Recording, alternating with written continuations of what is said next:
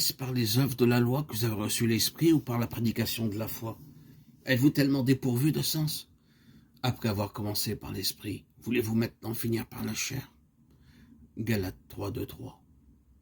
Quand nous parlons de l'éveil ou de l'approfondissement ou de l'affermissement de la vie spirituelle, cette vie spirituelle nous apparaît faible, entachée d'erreurs et de péchés.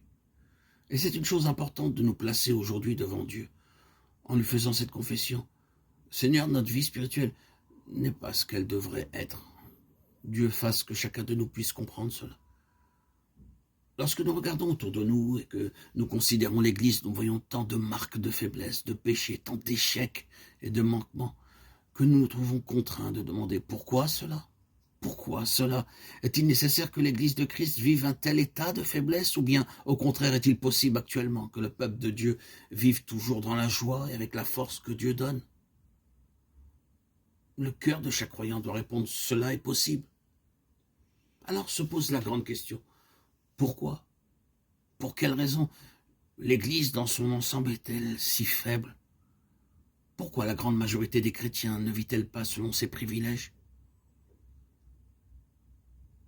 Nous trouvons dans plusieurs des épîtres une réponse très solennelle à cette question. Il y a des épîtres comme la première aux Thessaloniciens dans lesquelles Paul écrit aux chrétiens « Je désire que vous croissiez, que vous abondiez, que vous avanciez dans la foi ». Ces chrétiens étaient de nouveau convertis et il y avait des lacunes dans leur foi, mais leur état spirituel était satisfaisant. Et l'apôtre en avait une grande joie. Et il écrivait « Je prie Dieu pour que vous abondiez de plus en plus, pour que vous avanciez de plus en plus ». Mais il y a d'autres épîtres où l'apôtre prend un ton bien différent, en particulier dans les épîtres aux Corinthiens et dans l'épître aux Galates. Dans ces épîtres, l'apôtre Paul dit de plusieurs façons aux chrétiens membres de ces églises qui ne vivent pas comme des chrétiens doivent vivre. Beaucoup étaient sous la puissance de la chair. Mon texte en est un exemple. L'apôtre leur rappelle que par la prédication de la foi, ils ont reçu le Saint-Esprit. Paul leur avait prêché Christ. Ils avaient accepté Christ et ils avaient reçu le Saint-Esprit. Mais qu'était-il arrivé?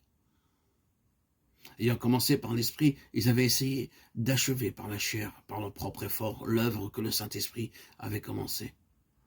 Nous trouvons le même enseignement dans les épîtres aux Corinthiens. Nous découvrons ici d'une façon tout à fait solennelle quel est le plus grand besoin de l'Église de Christ.